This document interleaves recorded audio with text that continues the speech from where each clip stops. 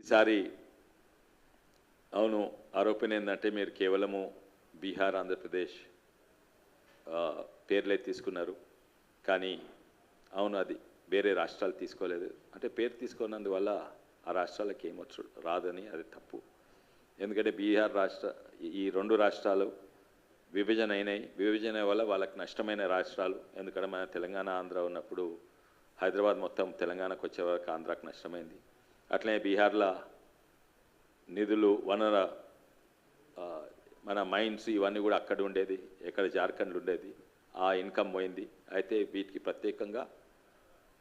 ప్రత్యేకంగా చెప్పడం వాళ్ళ పేరు తీసుకున్నారు కానీ వాళ్ళు ప్రత్యేకంగా చాలా గొప్పగా ఏమి ఇవ్వలేదు అవును అమరావతికి 15,000 కోట్లు ఇచ్చిండ్రు కానీ ఇది మర్చిపోతుంది ఏంటంటే తెలంగాణకు 40,000 కోట్లు ఇచ్చిండ్రు ఇప్పటివరకు ఇచ్చేసిండ్రు కూడా అది ఇంకా మన ఫైనాన్స్ మంత్రి బట్టి విక్రమార్క గారు కూడా చెప్పిండ్రు 35,000 కోట్లు ఈ గత 5-6 నెలల్లో 35,000 కోట్లు ఎఫ్ఆర్బిఎం హద్దులు దాటినా కూడా ఇక్కడ కాంగ్రెస్ ప్రభుత్వం అక్కడ బీజేపీ ప్రభుత్వం అయినా కూడా బీజేపీ ప్రభుత్వం ఇక్కడ 35,000 కోట్లు ఇక్కడ ఇచ్చింది ఎందుకంటే రాజకీయాలకు పక్కకు పెట్టి ఇది ఇవ్వకుంటే నిజంగానే మన రాష్ట్రం ఇబ్బందులు పడుతుంది కరెంటుకు పైసలు ఉండయి పెన్షన్లకు పైసలు ఉండయని 35,000 కోట్లు ఇచ్చింది అయితే ఇవన్నీ కూడా పక్కకు పెట్టి అఫ్కోర్స్ రాజకీయాలు ఉంటాయి అది ఎవరు కూడా ప్రత్యేకంగా పార్లమెంట్లో అవి తప్పుకోలేరు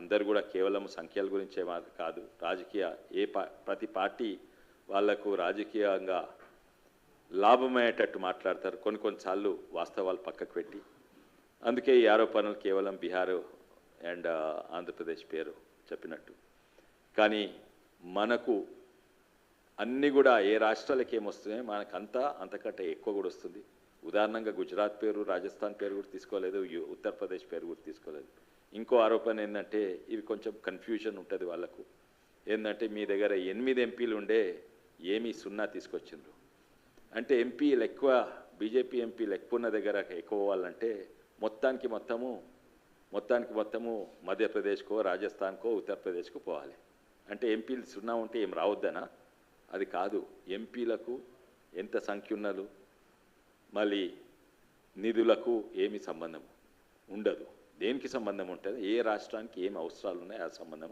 అదే దృష్టిలో పెట్టుకొని రాజకీయాలు పక్కకు పెట్టి నిజంగానే బడ్జెట్ను ప్రవేశపెట్టిన గొప్పతనం మన బీజేపీ ప్రభుత్వానికి ఉన్నది గుజరాత్ రాజస్థాన్ మధ్యప్రదేశ్కి ఏమొస్తున్నాయి అవన్నీ కూడా వస్తున్నాయి ఇంకా ఎక్కువనే వస్తున్నాయి ఇక్కడ రీజనల్ రింగ్ రోడ్ గురించి చెప్పలేదు బడ్జెట్లో కానీ 25,000 కోట్ల రీజనల్ రింగ్ రోడ్ చేస్తుంది కదా ప్రత్యేకంగా చెప్పని అవసరం లేదు ఎవరు కూడా చెప్పలేదు జవహర్లాల్ నెహ్రూ కూడా చెప్పలేదు ఇంకోటి అంటారు బడ్జెట్లో మీరు పిల్లల గురించి ఆలోచన లేదు పసిపిల్లలకి ఏం చేయలేదు ఒక చిల్డ్రన్ అనే పదం కూడా వాడలేదు అవును బడ్జెట్ స్పీచ్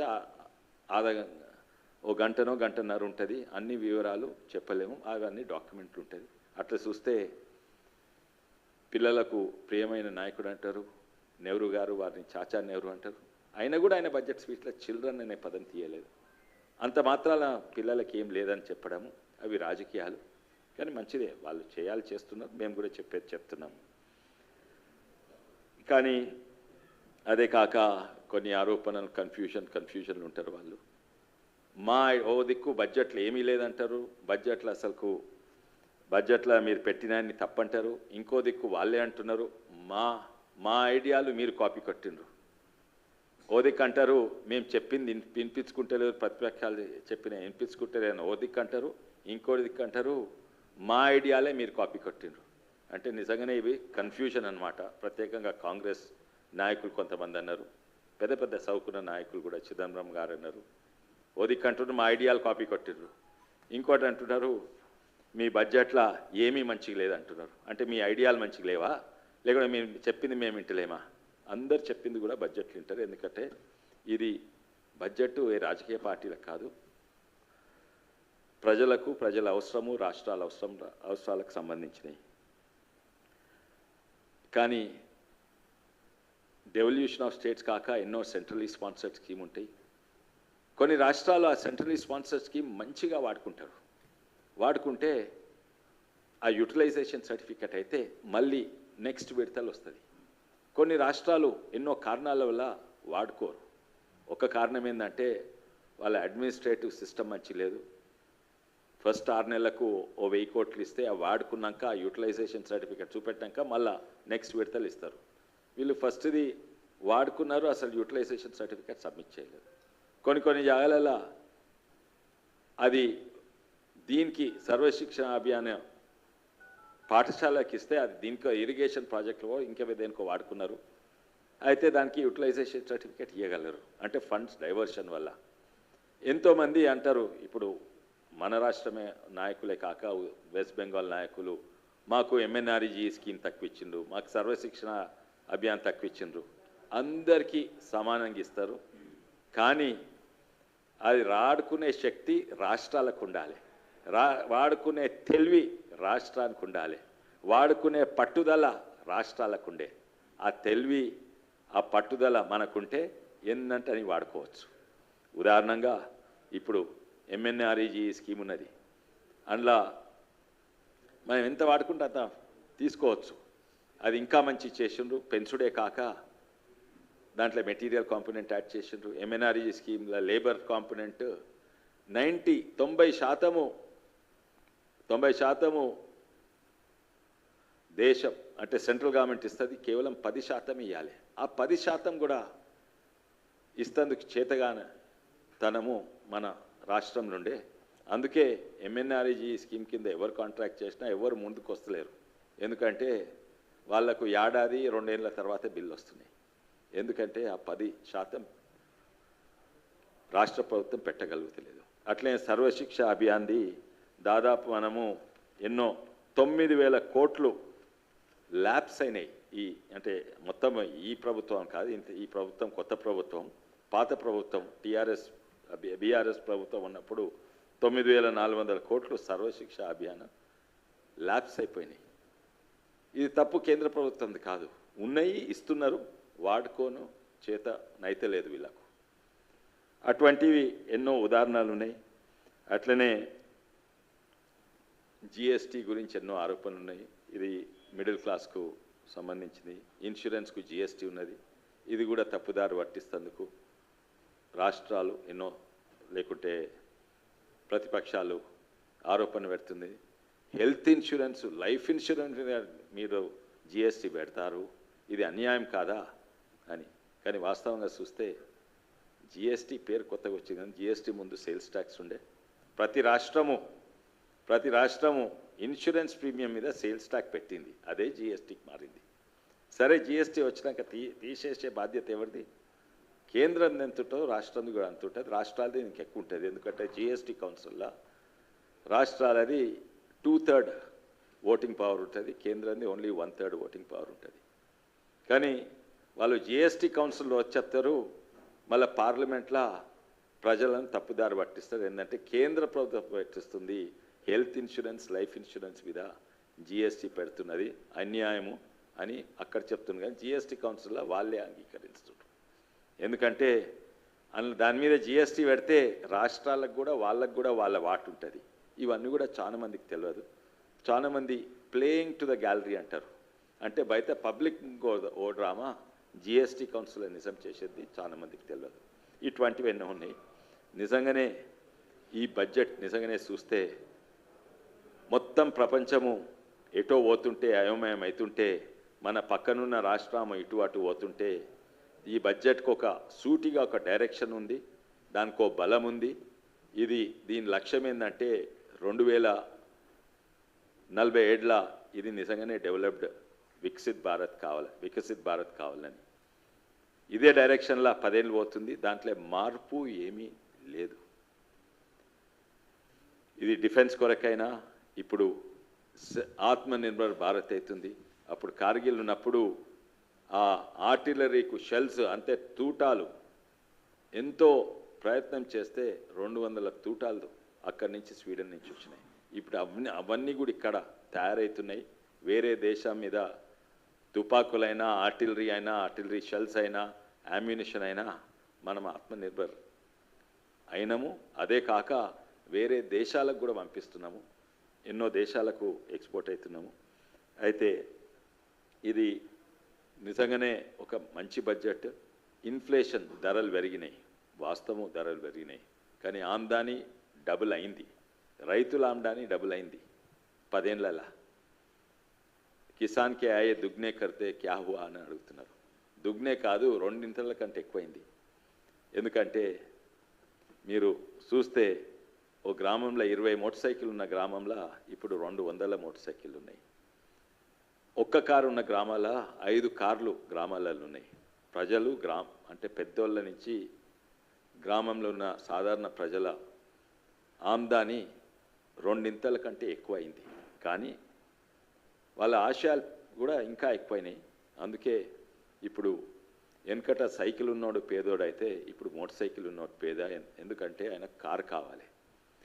కానీ వాస్తవంగా చూస్తే నిజంగానే ధనవంతులైంది. ఆశయాలు పెరుగుడు తప్పేం కాదు, అది మంచిదే. అంటే భారతదేశం కరెక్ట్ డైరెక్షన్లో ఉన్నది. అదే కాక ఇంకోటి మనం గమనించాలి ఏంటంటే ఇన్ఫ్లేషన్ అంటే ధరలు పెరుగుతున్నాయి. అయితే ఆమ్దాని పెరిగినా ఆమ్దాని కంటే ఎక్కువ ధరలు పెరిగినాయి. కానీ మేమంటే ఏమంటే ధరల కంటే ఎక్కువ ఆమ్దాని పెరిగింది. అది కన్సంప్షన్లో కనబడుతున్నాయి. ధరల కంటే ఎక్కువ ఆమ్దాని పెరిగితే మనం కొనడం తక్కువ అవుతుంది. ఆమ్దాని ధరల కంటే ఎక్కువ పెరిగినాయి. వాస్తవం పెట్రోల్ ధరలు పెరిగినాయి, కానీ మొత్తం ప్రపంచంలో అన్నిట్లో తక్కువ పెట్రోల్, డీజిల్, ఎల్పిజి ధరలు పెరిగినాయి అంటే భారతదేశంలో. అంటే సౌదీ అరేబియా అవన్నీ పక్కకు, ఆయిల్ ప్రొడ్యూసింగ్ కంపెనీస్ పక్కకు పెడితే, ఎందుకంటే వాళ్ళ భూమిలోనే పెట్రోల్ అనేది వెళ్తుంది, పెట్రోలియం వెళ్తుంది. ఆ దేశాలు పక్కకు పెడితే అన్నిట్లో తక్కువ. అంటే కేవలము 60 రూపాయల నుంచి 90, 100 రూపాయలు అయినాయి. కానీ తక్కినవన్నీ 2 ఇంతలైనాయి. మద్దతు ధర 2 ఇంతలైనాయి. 1300 నుంచి 2400 అయినాయి మద్దతు ధర. మళ్ళీ ఎంఎన్ఆర్ఈజీ స్కీము 150 రూపాయలు వచ్చే ఎంఎన్ఆర్ఈజీ స్కీమ్ దాదాపు 300 వస్తున్నది. అది ఇంతకుముందు 150లో 50 రూపాయలు లంచాలకే పోయేది. ఇప్పుడు డైరెక్ట్ ట్రాన్స్ఫర్ అంటే 100 రూపాయల నుంచి దాదాపు 300 దగ్గర పోయిందంటే 3 ఇంతలు పెరిగింది. అయితే ఇన్ఫ్లేషన్ అవును ఎక్కువైంది, కానీ అన్నిట్లా ప్రపంచంలోనే మంచిగా కంట్రోల్ చేసింది ఇన్ఫ్లేషన్ మన భారతదేశం అని మనమే కాదు, అందరు కూడా ఎకనామిక్స్ కూడా చెప్తున్నారు. ఇంకో ఇవన్నీ చిన్న చిన్న బిల్స్, గోవాల ACXTది దీని గురించి. తర్వాత ఇంకోటి చాలా సంతోషము, వర్గీకరణ, SC/STల వర్గీకరణ సుప్రీంకోర్టు దాన్ని అప్రూవ్ చేసింది, ఆమోదించింది. ఇంకా సంతోషం ఏంటంటే ఎన్నో రాష్ట్ర ప్రభుత్వాలు కూడా మేము ఇక్కడ కూడా దాన్ని అమలు చేస్తామని ముందుకు వస్తున్నాం. అందరు తెలంగాణలో కూడా చేస్తామని చాలా సంతోషము. ఇక్కడ మేము దీని ఎంటుంటిని మందకృష్ణ మాదిగ గారు వారు ప్రైమ్ మినిస్టర్ మోడీ వారికి చాలా సపోర్ట్ ఇచ్చిండ్రు. అండ్ సంతోషం, ఇది హైకోర్టులోనే రుజువు అయిపోయిందని చాలా సంతోషము. ఇంకా సంతోషం ఏంటంటే ఇక్కడ కూడా ఈ ప్రభుత్వం అమలు చేస్తారని మేము అనుకుంటున్నాము. అది చాలా సంతోషం. వక్ఫ్ బోర్డు బిల్లు అది చాలా కాంట్రవర్షియల్స్, అది ముస్లిమ్స్కు వ్యతిరేకము, ఇవన్నీ ఆరోపణలు పెట్టడం జరిగింది. అంటే ప్రతిపక్షాల చేసేదే అది ఆరోపణలు పెట్టేది.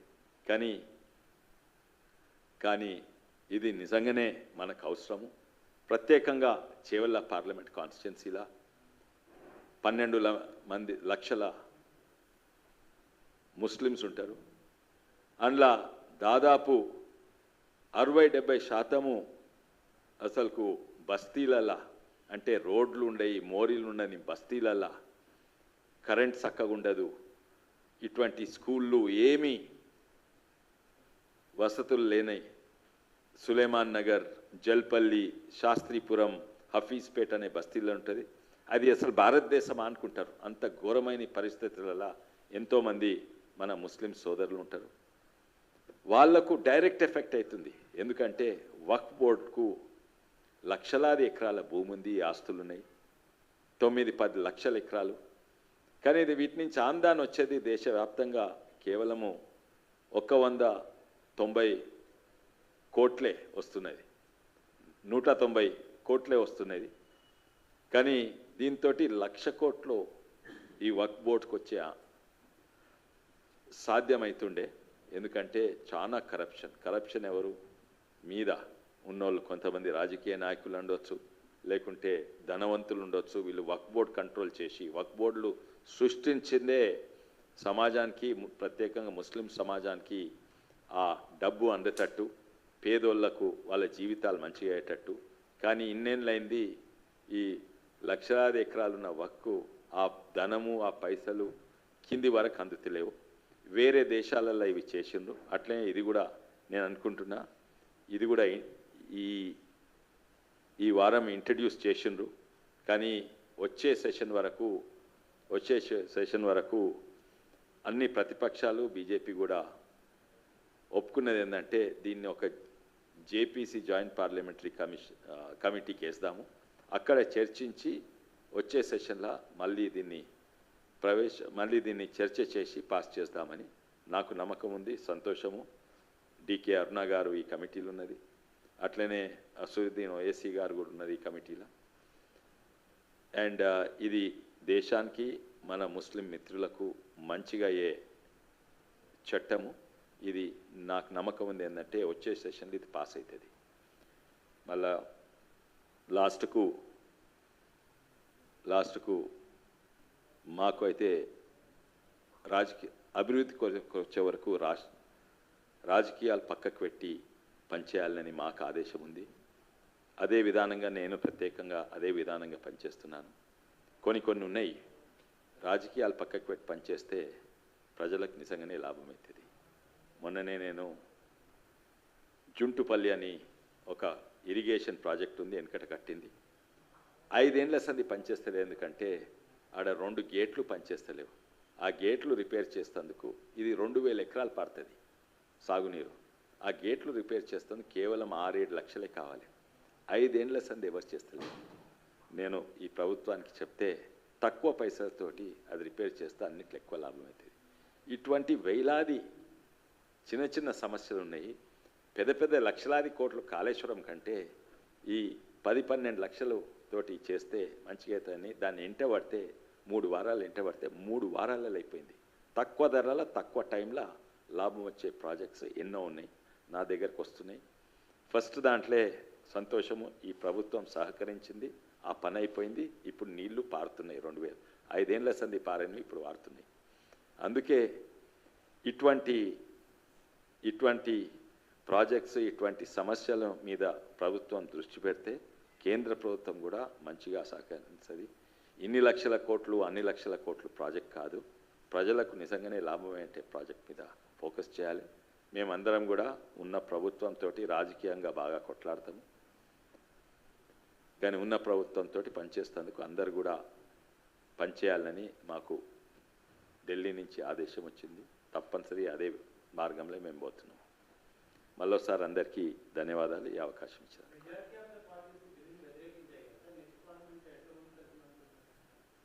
మెజారిటీ ఆఫ్ ద బిల్ మాట్లాడాలి, బయటికి మాట్లాడేటట్టు లోపట్టున్నది అది. అయితే ఉదాహరణంగా కరెక్ట్, అన్నిట్లా పెద్ద ప్రతిపక్షాల కాంగ్రెస్కి అన్నిట్లా పెద్ద పార్ట్నర్ ఎవరు? జేడీయూఏ కదా. జేడీయూ ఉత్తరప్రదేశ్లో వక్ఫ్ బోర్డ్ కార్పొరేషన్ చేసింది. అందులో వాళ్ళ చట్టం ప్రకారంగా అందులో నాన్ ముస్లిమ్స్ ఉండొచ్చు అని ఉన్నది. ఇక్కడ వ్యతిరేకించలేదు మీరు చూస్తే పార్లమెంట్లో.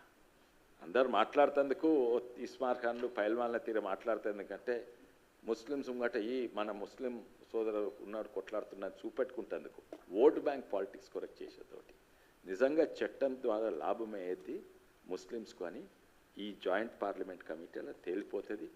ఆల్రెడీ మాట్లాడుకున్నారు. లేకుంటే ఉత్తనే వ్యతిరేకించదుండే. వాళ్ళు ఏం అంగీకరించారు? జాయింట్ పార్లమెంటరీ కమిటీ 3-4 నెలలు కలుస్తుంది, ఒక రిపోర్ట్ ఇస్తుంది. అది రిపోర్ట్ ముంగట పెట్టి మరి చర్చలు కొనసాగుతాయి. మాట్లాడతారు. ఎంతమంది మెజారిటీ అయితే ఈ ప్రభుత్వంకు ఉన్నది. చాలామంది ప్రైవేట్గా మాకు మీ దీనికి అగేన్స్ట్ ఉన్నాము, మాట్లాడుతున్నాం అని చెప్తున్నది. అందుకే జాయింట్ పార్లమెంటరీ అంటే సగం వాళ్ళు యాక్సెప్ట్ చేసినట్టే.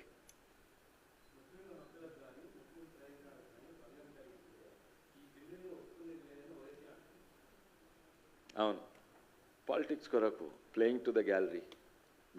ఎట్లా కాదండి? ఎవరికి లాభం అవుతుంది? ధనవంతులైన పొలిటికల్ ముస్లిమ్స్కు లాభం అవుతుంది. వక్ఫ్ ప్రాపర్టీ లక్షలాది ఎకరాలు ఉన్నాయి, అవి ఎక్కడ పోతున్నాయి? 1,00,000 కోట్ల ఆమ్దాని రావాలి. ఇప్పుడు ఎంత వస్తే 190 కోట్లే వస్తున్నాయి మొత్తం దేశవ్యాప్తంగా. 1,00,000 కోట్ల ఆమ్దాని వస్తే వక్ఫ్ చేతులు ఉంటే ఇక్కడనే కాదు బంగ్లాదేశ్లో ఇండోనేషియాలో థాయిలాండ్లో అంతటి కూడా ఈ మార్పులు చేసిండ్రు. దీని చరిత్ర నా దగ్గర బాగున్నది, రీసెర్చ్ చేసినాం మేము. తర్వాత దీని మీద సపరేట్ పెట్టాలన్నది కానీ జాయింట్ పార్లమెంటరీ కమిటీ కాగానే నేను ప్రైవేట్గా చూపెట్టమంటే చూపెడతాను. ఎన్నో ఈజిప్ట్లో ఎట్లుంది, టర్కీలో ఎట్లుంది అంతా. మొట్టమొదటి దీంట్లో ప్రశ్న ఏంటంటే వక్ఫ్ అనేది స్టేట్ కంట్రోల్ ఉండాలన్నా ఉండొద్దా? అరే ముస్లిం రాష్ట్రాలలోనే స్టేట్ కంట్రోల్ ఉంది, కానీ మన సెక్యులర్ హిందూ రాష్ట్రంలో స్టేట్ కంట్రోల్ ఉండొద్దంట. గుడులు స్టేట్ కంట్రోల్ ఉండాలి, కానీ వక్ఫ్ మస్జిద్లు కూడా కాదు, మస్జిద్ వేరే మళ్ళీ వక్ఫ్ ప్రాపర్టీస్ వేరే, అది కంట్రోల్ ఉండదు. ఇదేం అన్యాయం, ఇదేం న్యాయం? అయితే ఇది లీగలీ కూడా ఇది సాధ్యం కాదు. అన్నీ మలేషియాలు చూడండి, వేరే దేశాలు చూడండి, స్టేట్ కంట్రోల్ ఉండాలన్నా ఉండొద్దా? ఇక్కడ వక్ఫ్ ప్రాపర్టీ మీద స్టేట్ కంట్రోల్ లేదు. తర్వాత ఇంకా కొన్ని ఉన్నాయి, కొన్ని ఏమో వాళ్ళకే నష్టమవుతున్నది. అడ్మినిస్ట్రేషన్ మేనేజ్మెంట్ అసలు లేనే లేదు. మ్యాక్సిమం కరప్షన్ ఉండే, వేరే దేశాలకు కూడా ఉండే, ఈవెన్ ఇస్లామిక్ కంట్రీలలో వక్ఫ్ బోర్డుల కరప్షన్ ఉండే, అవి తక్కువ తీసిండ్రు, లేకుంటే మొత్తం తీసేసిండ్రు. ఎట్లా? స్టేట్ ఇంటర్ఫియరెన్స్ లేకుంటే ఇష్టం ఉన్నట్టు చేసుకుంటారు. మంచోళ్ళు ఆ వక్ఫ్ను నడిపిస్తుంటే మంచి ముతవాలా ఉంటే మంచి చేస్తాడు, మంచోడు లేకుంటే చెడు చేస్తాడు, అంత స్వార్థం కొరకు చేసుకుంటాడు. అట్లా కాకుండా యూనిఫామిటీ ఉండడానికి తెచ్చిండ్రు. ఇది ముస్లిమ్స్కు ప్రత్యేకంగా రాజకీయ పవర్ లేని ముస్లిమ్స్, పేద ముస్లిమ్స్కు చాలా లాభం. అట్లే ముస్లిమ్స్లో కూడా కొంతమంది ఉన్నారు, అహ్మదియాస్ అని, బోరా ముస్లిమ్స్ అని, షియా ముస్లిమ్స్, వాళ్ళకు కూడా న్యాయం అవుతుంది. సో అందరికీ న్యాయం అయ్యేటట్టు ఇది వాళ్ళ ప్రత్యేకమైన రిలీజియన్ ఇష్యూస్లో కాదు, వాళ్ళ సొసైటీకి, సమాజానికి సంబంధించింది ఇది. ఆ సమాజం అందుకే వెనుకబడి ఉంది, వాళ్ళని కూడా పైకి తేవాలి. నాకు నమ్మకం ఉంది, వాళ్ళు కూడా అంగీకరిస్తారు. కాంగ్రెస్ పార్టీ సగం మంది ఆల్రెడీ అంగీకరించింది నన్ను అడిగితే. జేడీయూ 70% అంగీకరించారు. జేడీయూ అయితే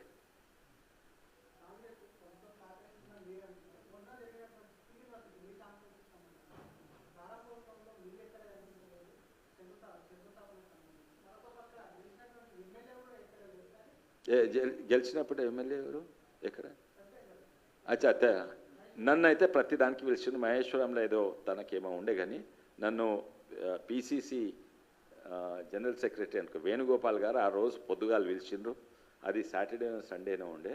నేను అదే రోజు పార్లమెంట్ అయిపోయింది అనుకుంటా, సాటర్డే అనుకుంటే ఇది.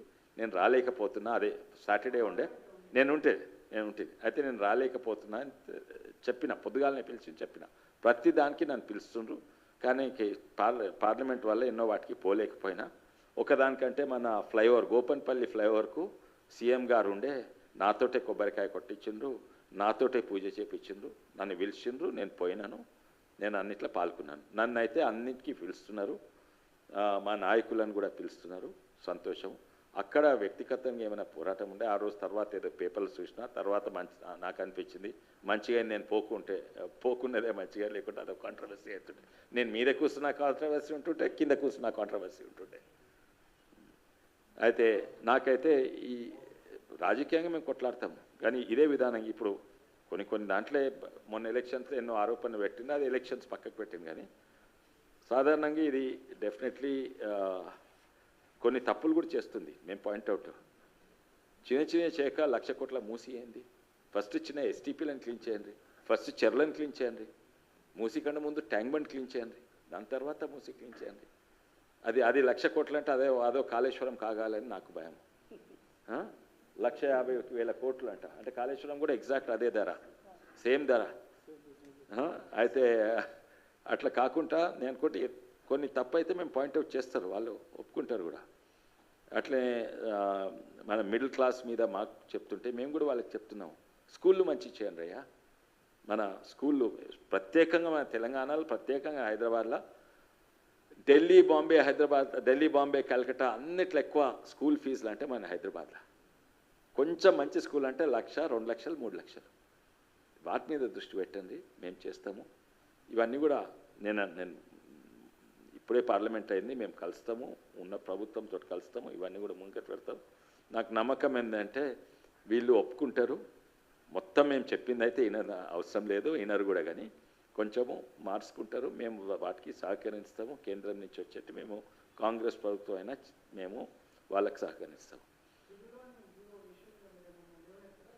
తప్పనిసరిగా నా లిస్ట్ ఉన్నది. సీఎం గారిని నేను కలవబోతున్నా. 111 మీద తప్పకలేస్తా. దాన్ని సస్టైనబుల్ డెవలప్మెంట్ జోన్ చేయాలని నేను ఇంత డాక్యుమెంట్ చెప్పిన సీఎం గారు వచ్చినాక కలుస్తున్నాను. ఇప్పుడు ఉన్నది అటు జియో 111 కాదు, ఇప్పుడు జియో 69 కాదు, ఎటు కాకుండా అది ఇంకా అధ్వానమైన జియో. దాన్ని సవరణ చేయాలి. ఈ ఏరియాను మొత్తము అంటే పర్యావరణం నష్టం చేయకుండా డెవలప్మెంట్ ఎట్లా చేయాలనో డాక్యుమెంట్ మేము centre for education, centre for social service, economic and social studies centre for అక్కడ మేము చర్చ పెట్టినాము. ఆ డాక్యుమెంట్ మొత్తం ఇస్తాను. దీన్ని సస్టైనబుల్ డెవలప్మెంట్ చేస్తే ఒకటి పర్యావరణం నష్టం కాదు, ఓ సైడ్ డెవలప్మెంట్ అవుతుంది. ఉదాహరణంగా యాపిల్ అనే కంపెనీ వాళ్ళ పర్యావరణం నష్టమే కాదు, లాభం కూడా అవుతుంది. ఎందుకంటే ఇప్పుడు ఆడ ఓ 1000 ఎకరాలు తీసుకొని 10 లక్షల చెట్లు పెడితే ఉన్న పొల్యూషన్ బయటికి రాదు, అంటే నష్టం కాదు. 10 లక్షల చెట్లు పెడితే పర్యావరణకు లాభం కూడా అయ్యేటట్టు ఎన్నో ప్లాన్స్ ఉన్నాయి. అయితే మేము ఇవన్నీ ముంగట పెడతాము. అదే కాక గవర్నమెంట్కు రెవెన్యూ కూడా వచ్చేటట్టు దీనివల్ల. అయితే గవర్నమెంట్ రెవెన్యూకు లాభం అవుతుంది, పర్యావరణం నష్టమే కాదు లాభం కూడా అవుతుంది. మళ్ళీ అక్కడ లోకల్ ఉన్న గ్రామాలకు డెవలప్మెంట్ అవుతుంది. ఈ 3 విన్ విన్ విన్ సిచ్యువేషన్గా ఒక డాక్యుమెంట్ ఉంది. అది తప్పనిసరిగా అక్కడ రేవంత్ రెడ్డి గారికి నేను ఇవ్వబోతున్నాను.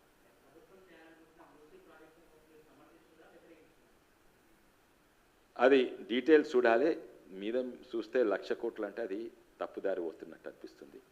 కానీ మూసీ నది క్లీన్ చేయకముందు ఆ మూసీ నది పక్కకున్న ఎంక్రోచ్మెంట్ క్లీన్ చేయాలి. ఆ ఎంక్రోచ్మెంట్ డైరెక్ట్ డ్రైనేజ్ పోతుంది. ఆ ఎంక్రోచ్మెంట్ ఎవరో తెలుసు మీకు, మ్యాక్సిమం ఎవరో తెలుసు. ఆ డ్రైనేజ్ అక్కడ దానికి ఒక పొలిటికల్ విల్ ఉండాలి. కానీ ఆ encroachment only 10% of the problem. 90% problem ఏంది? మొత్తం హైదరాబాద్ ఉన్న డ్రైనేజెస్ సరిపోతలేవు, అన్నీ కూడా చెర్ల పడుతున్నాయి. దుర్గం చెరువు నుంచి ట్యాంక్ బండ్లో పడుతున్నాయి, మల్కం చెరువు, అన్ని చెరువు, ఇబ్రాహిం చెరువు అన్నిట్లో పడి నాలాల నుంచి ఆ మురికి మొత్తము మూసీలో పడుతుంది. అదే కదా. అయితే మూసీ క్లీన్ చేయకంటే ముందు నాలాలు క్లీన్ చేయాలి. నాలాలు క్లీన్ చేయకంటే ముందు చెరువులు క్లీన్ చేయాలి. చెరువులు క్లీన్ చేయకంటే ముందు ఉన్న ఎస్టీపీలు మంచిగా పనిచేస్తున్నాయా లేదా చూడాలి. దాని తర్వాత ఇదేంది కొత్త ఎస్టీపీలు అవసరం ఉంటే కట్టాలి. దాని తర్వాత ఈ ఏదే కాంప్లెక్స్ ఉన్నాయి వాళ్ళ సొంత ఎస్టీపీలు కట్టాలి. వాళ్ళు బిల్డింగ్ పర్మిషన్ ఇచ్చినప్పుడు వాళ్ళు అవి పనిచేస్తున్నాయి. ఇవన్నీ చేయకుంటే మూసీని ఫస్ట్ చేస్తే అది తప్పు. అందుకే ఈ ఆర్డర్ ప్రకారం చేస్తే కేంద్ర ప్రభుత్వం నుంచి కూడా కొన్ని నిధులు తెస్తానికి మేము సహకరిస్తాం. మేము డైరెక్ట్ మేము 1,00,000 కోట్ల మూసి చేస్తామంటే అది అసాధ్యము. నేను చర్చ చేస్తాం. ఇప్పుడు ఉదాహరణంగా మీ అందరికి కూడా విజ్ఞప్తి ఏంటంటే, నేను వచ్చే వారము ఉన్న ఎస్టీపీలు అన్నిటినీ టూర్ చేస్తాను. ఇప్పుడు ఉన్న ఎస్టీపీలు చాలా మంచి ఎస్టీపీలు. ఉదాహరణంగా నేను అన్నీ కూడా తిరుగుతుంటుంది. ప్రతి ఎస్టీపీ నేను ఇంతకుముందు తిరిగినా, మళ్ళీ కూడా మీరు మీడియాలు ఉన్నారు, మీరు తిరిగాను ఒకసారి. ఎస్టీపీలను విజిట్ చేయండి. ఎస్టీపీలు ఎంఎల్డి అంటారు. STP capacity 1,000,000 litres per day. 5 MLD ఉన్నది. అక్కడ కిమ్స్ హాస్పిటల్ పక్కకు 30-20 ఎంఎల్డీలు ఉన్నది. ఈ ట్యాంక్బర్డ్ ప్రకాష్ ఐమాక్స్ దగ్గర 15 ఎంఎల్డి అనుకుంటా. ఖైరతాబాద్ 4 గంటలకు పోతుంది. మంచిగా ఉన్నాయి ఆడ. హై టెక్నాలజీ తోటి డయాలైజర్ అంటే ఆల్మోస్ట్ మన రక్తం డయాలైజ్ చేసే టైప్ మెకానిజం ఉన్నది. దాంట్లో అవుట్పుట్ ఉంటుంది. అంత మిషనరీ చూసినాక లాస్ట్కి అవుట్పుట్ ఉంటుంది. ఇంత 2 ఫీట్ల పైప్ ఉంటుంది.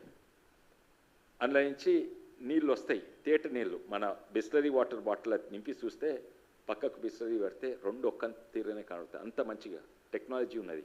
కానీ ఇంత పెద్ద పైప్ ఉంటే ఇంత సన్న దారి పడుతుంటుంది. అంటే అది 15 ఎంఎల్డి ఉంటే అది 10% కెపాసిటీ, 1 ఎంఎల్డి కెపాసిటీతోటే పనిచేస్తుంది. అయితే మూసీ క్లీన్ చేయకముందు మొట్టమొదలు మీరు ఉన్న ఎస్టీపీలు అట్లీస్ట్ 100% కాకుండా 90% కెపాసిటీ మీద నడిచేటట్టు చూడండి. దాంట్లో మీ పాత్ర చానున్నది. కావాల్సిన నాతో రాండ్రి 20 ఎస్టీపీలు తిరుగుదాం. ఎన్ని ఎస్టీపీల అవుట్పుట్ దగ్గర పోయి చూద్దాం ఎంత పనిచేస్తుంది. 30 ఎంఎల్డి అంటే 3 ఎంఎల్డి కూడా ట్రీట్ అయితే లేదు. ఇది పబ్లిక్ దృష్టికి, గవర్నమెంట్ దృష్టికి తీసుకొచ్చి వీటిని ఫస్ట్ మూసీ క్లీన్ చేయకముందు ఇవి మెయింటెనెన్స్ అండ్ ఆపరేషన్. ఎస్టీపీ కట్టడం కాదు, కట్టడం అందరు కొడతారు.